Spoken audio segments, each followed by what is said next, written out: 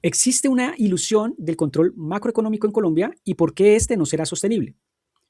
En el corto plazo puede parecer que la inflación, el desempleo y el tipo de cambio, es decir, el dólar, están bajo control en Colombia. En 2025 la inflación se ubica cerca del 5,2% con perspectivas de bajar hacia 4,5% en 2026, mientras el desempleo ronda niveles bajos históricos próximos al 8,2% y el dólar se muestra relativamente estable respecto al peso. Sin embargo, esta estabilidad aparente es en gran medida una ilusión, porque se está sosteniendo sobre mecanismos no productivos y de expansión del gasto público, no sobre el crecimiento sólido del sector productivo formal. Primero, un factor central es el crecimiento de la contratación pública y de la burocracia estatal como motor del empleo y el consumo. Buena parte de la reducción del desempleo se está explicando por la expansión de plazas en el sector público o dependiente del Estado, administración pública o puestos burocráticos, donde los costos laborales son absorbidos por el presupuesto estatal en lugar de generados por actividad productiva privada competitiva donde se generen bienes y servicios reales.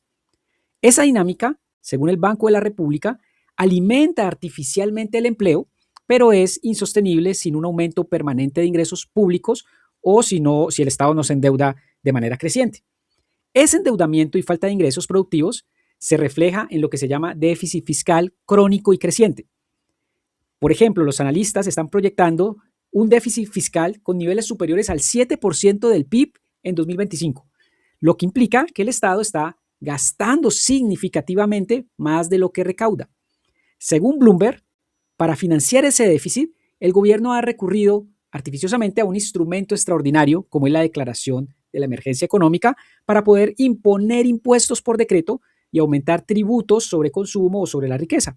Ese tipo de medidas no son sostenibles a mediano y a largo plazo sin comprometer aún más el sector productivo formal.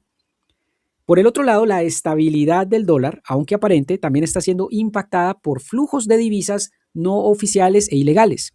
Los estudios económicos que se han hecho estiman que los ingresos generados por el narcotráfico, especialmente la cocaína, alcanzaron alrededor de los 15.300 millones, equivalente al 4,2% del PIB de este año.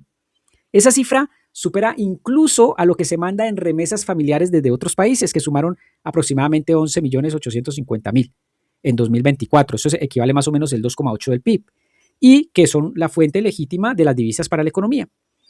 Entonces, es importante entender que esos flujos ilegales de dólares no pasan por los mecanismos formales del sistema financiero, sino que se están introduciendo por canales alternativos y se lavan posteriormente, lo cual distorsiona la cotización del peso frente al dólar. En otras palabras, el dólar estable lo que refleja no es la fortaleza de la economía real, sino que, como lo indican las estadísticas, la entrada de divisas de origen ilícito que compensan déficits comerciales y presionan el tipo de cambio. Tercero, cuando el Estado sostiene artificialmente el empleo dando puestos para quizás votos o favores burocráticos, cuando da subsidios o consumo a través del gasto corriente creciente, esto deteriora la competitividad del sector productivo formal, que es la que sostiene todo el aparato productivo por medio de los impuestos. Es decir, todos esos impuestos que genera el Estado los sostiene el empresario que da impuestos y la gente en general. Las empresas privadas enfrentan mayores impuestos, mayores costos laborales, como el aumento del salario mínimo, y menor capacidad de inversión productiva, y eso tiende a reducir la inversión privada frente a la generación formal de empleo de calidad y empujar a los trabajadores hacia la informalidad o empleos públicos que no generan productividad expansiva a largo plazo. Entonces, pretender que esa estabilidad macroeconómica se mantenga sin fortalecer el sector productivo es una ilusión porque, como vimos, hay un creciente, no hay un crecimiento sólido en la escala privada, sino una expansión de empleo público que depende del gasto fiscal. Los déficits fiscales están creciendo a más del 7% del PIB.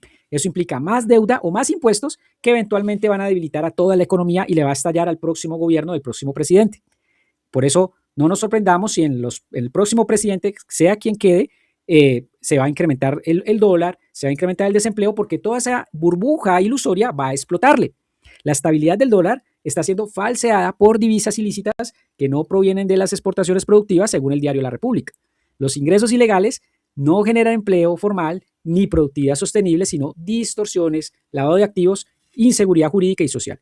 En conclusión, aunque hoy parezca que la inflación, el desempleo, el dólar están controlados, Esto no se basa en un fortalecimiento real del aparato productivo, que es lo que genera crecimiento real a las economías, sino en mecanismos fiscales expansivos, contratación pública, es decir, burocracia, y la influencia de flujos externos legales e ilegales. Sin reformas estructurales que impulsen productividad, formalización y competitividad, y sin una sostenibilidad real fiscal, esa estabilidad es insostenible y vulnerable a choques externos o crisis internas y que pueden estallar pronto.